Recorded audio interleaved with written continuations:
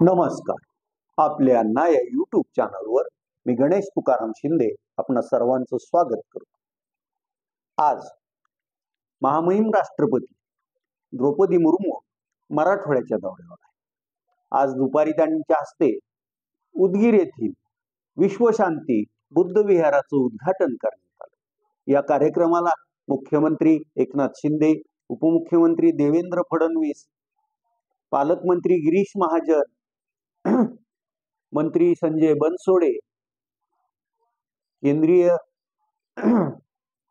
राज्यमंत्री रामदास आठवले आदी मंडळी उपस्थित होती. उदगीरचे आमदार आणि मंत्री असलेले संजय बनसोडे यांच्या कल्पनेतून हे बुद्ध विहार उदगीरला उभारण्यात आलं. या कार्यक्रमाला लातूर जिल्हा आणि नांदेड जिल्ह्यातील मोठ्या संख्येनं बौद्ध समाजातील मंडळी आणि इतरही मंडळी उपस्थित होती. उदगीरचा कार्यक्रम आटपून राष्ट्रपती त्यानंतर नांदेडकडे रवाना झाले. नांदेड येथे त्या हुजूर साहेबांचं दर्शन घेतील आणि त्यानंतर तिथे एक महिला मेळावा पुन्हा आयोजित करण्यात आला आहे आणि त्या मेळाव्यालाही त्या उपस्थिती लावतील. धाराशिव जिल्ह्यातील सर्व जनतेत आपलं वेगळं असं स्थान निर्माण केलेले जनतेचे राजे म्हणून ओळखले जाणारे कैलासवासी पवनराजे निंबाळकर गुण गौरव सन्मान पुरस्कार उद्या उपक्रमशील अशा शिक्षकांना प्रदान करण्याचा कार्यक्रम आयोजित करण्यात आला आहे. खासदार ओमप्रकाश राजे निंबाळकर यांच्या कार्यालयात हा कार्यक्रम होत असून कार्यक्रमाच्या अध्यक्षस्थानी धाराशिव कळमचे आमदार कैलास घाडगे पाटील हे असणार असून पुरस्काराचं वितरण शिक्षक नेते बाळकृष्ण तांबारे आणि विक्रम पाटील यांच्या हस्ते होणार आहे.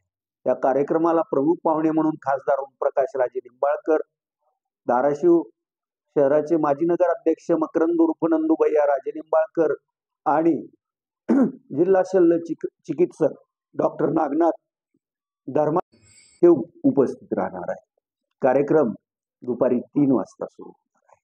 या कार्यक्रमात उपक्रमशील असे शिक्षक आणि शिक्षिका त्यांना हा पुरस्कार प्रदान करण्यात येणार आहे. त्यात श्रीमती संगीता पताडे, श्रीमती गजला सय्यद, सुनीता वाघमारे,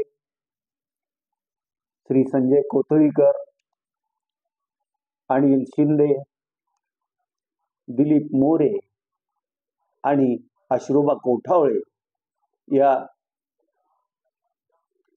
7 जणांना हा पुरस्कार वितरित करण्यात येणार आहे. या कार्यक्रमाला मोठ्या संख्येने उपस्थित राहावे असे आव्हान कैलासवासी पवनराजे स्मृती गुण गौरव सन्मान पुरस्कार समितीनं केला आहे. आज दिवसभरी धाराशिवसह नजीकच्या लातूर, नांदेड या जिल्ह्यात पावसाचं वृत्त नाही. मात्र गेली 2-3 दिवस जी अतिवृष्टी झाली आहे त्यामुळं पिकांचं अतोनात असं नुकसान झालं असून जागोजागी आता पंचनामे सुरू करण्यात आले आहे.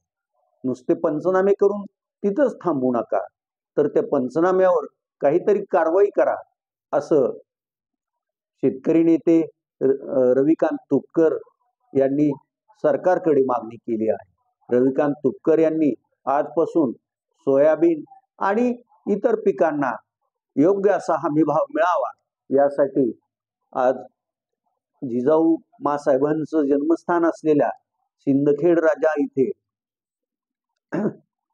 अन्नत्याग आंदोलनाला त्यांनी सुरुवात केली आहे. आता नुकसानग्रस्त शेतकऱ्यांना किती आणि कधी शासन नुकसान भरपाई देतं याकडं सर्वांचं लक्ष लागून असणार आहे.